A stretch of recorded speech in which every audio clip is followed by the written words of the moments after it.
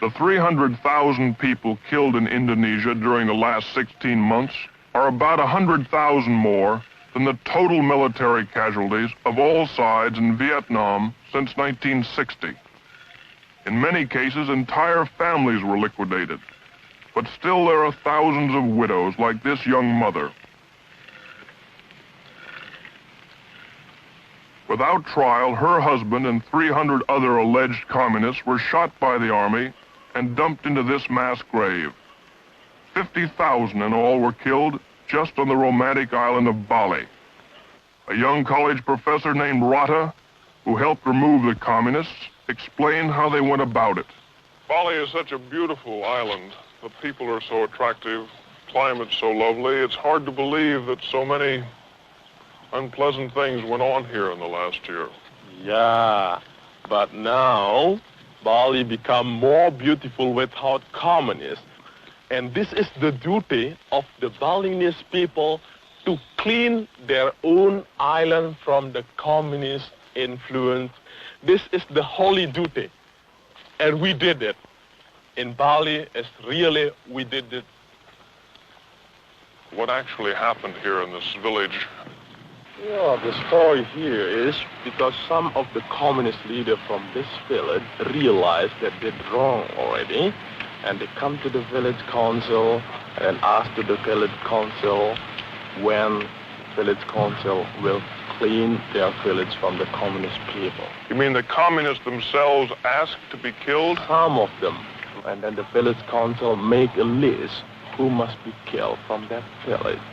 And some of them want to be killed, but they ask a time. For example, if you want to kill me, you can kill me the next day. And now give me a chance to pray to the temple, to the village temple, to say goodbye to all of my relatives.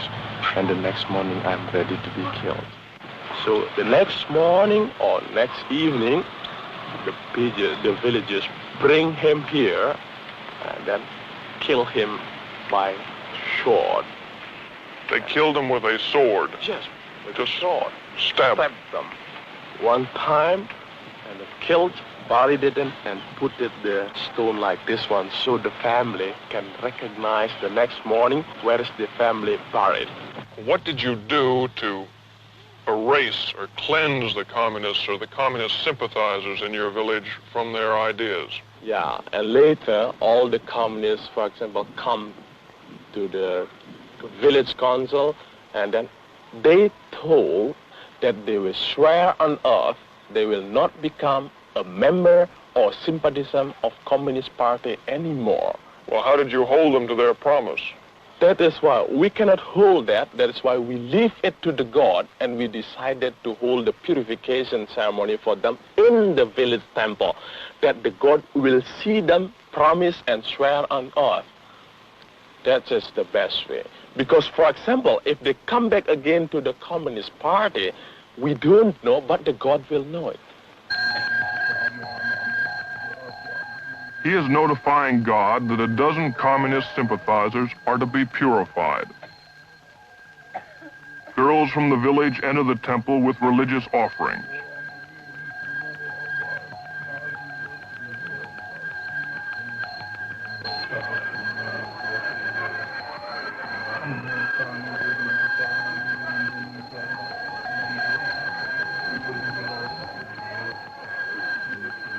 The entire village attends the ceremony.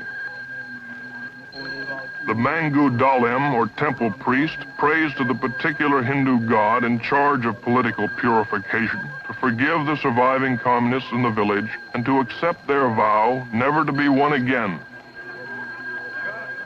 It's a bit more involved than putting your hand on the Bible and swearing to tell the truth, but the principle is the same.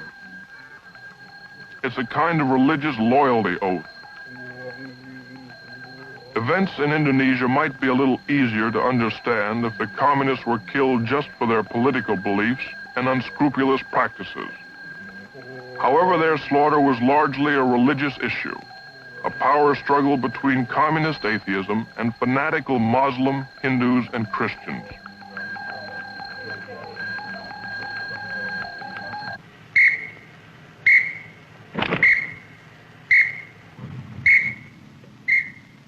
different islands deal with the communist survivors in various ways, mostly by keeping them in prison.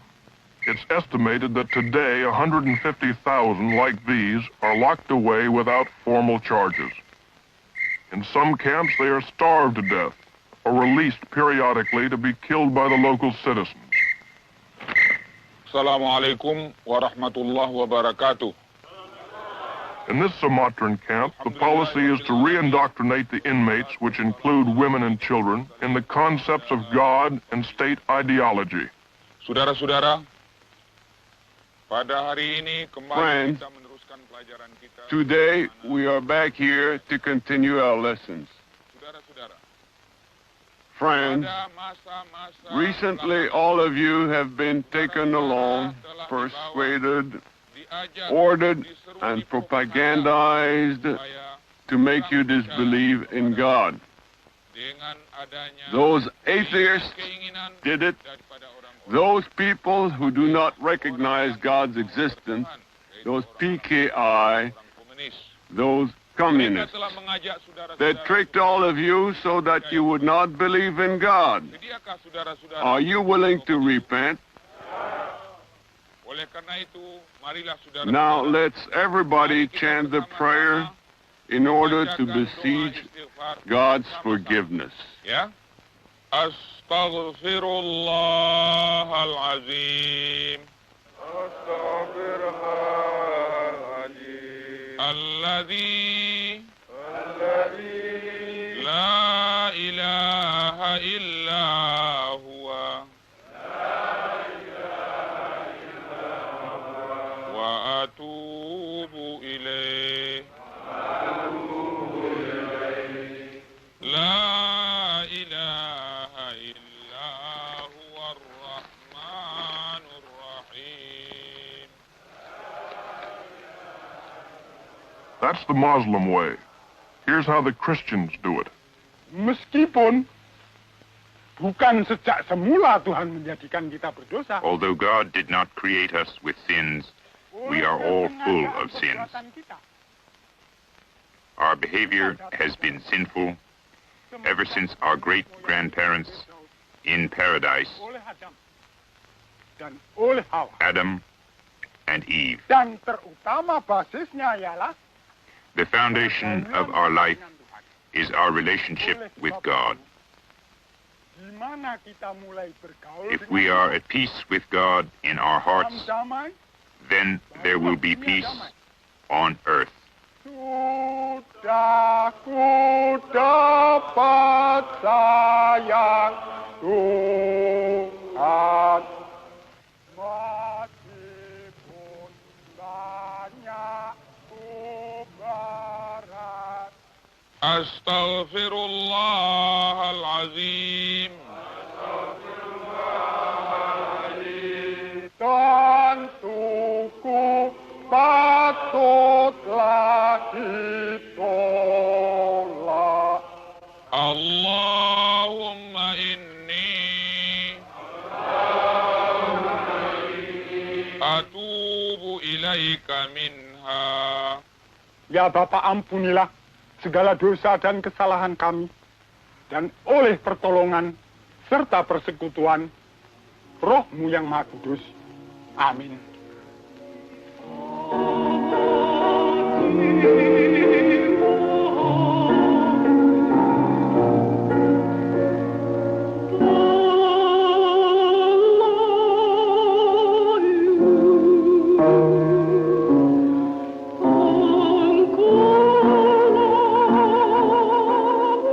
If turnabout is fair play, this concert is the example of all times.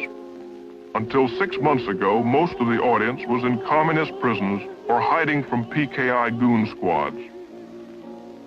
Not only was religion a point of contention, but so was intellectualism, culture, and free expression. It was banned by the PKI. Books were burnt, newspapers closed, painting, music, films not pro-communist were destroyed. Now the communists are in prison, the intellectuals are out, and they are the vanguard of the new order. One of the ex-cons is a Dutchman turned Indonesian who helped fight for their independence, was elected to their parliament, and jailed in 1962 by Sukarno for his critical views. Next to him is Mukhtar Lubis, an Indonesian hero during the fight for independence from Dutch colonial rule. He's a novelist and newspaperman who published searing exposés of corruption in the Sukarno government.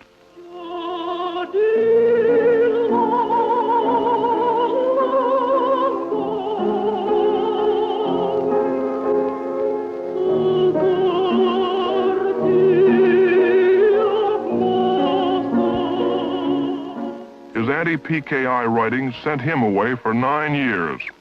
9 years of imprisonment without trial have only strengthened my determination to fight even harder for our cultural and intellectual freedom. He's fighting with his newspaper. In his first editorial, he describes the challenges and dangers already menacing the new order. There are still many challenges which we have to face to build this new order. Challenges from the communists, who, though officially banned, are still working underground by exploiting the continuing deterioration of our economy. Challenges from the corrupt old politicians, the vested interest groups, which had enriched themselves so much during the past years. But the greatest danger of all is a possible split within the forces of the new order, between the students and some elements of our armed forces.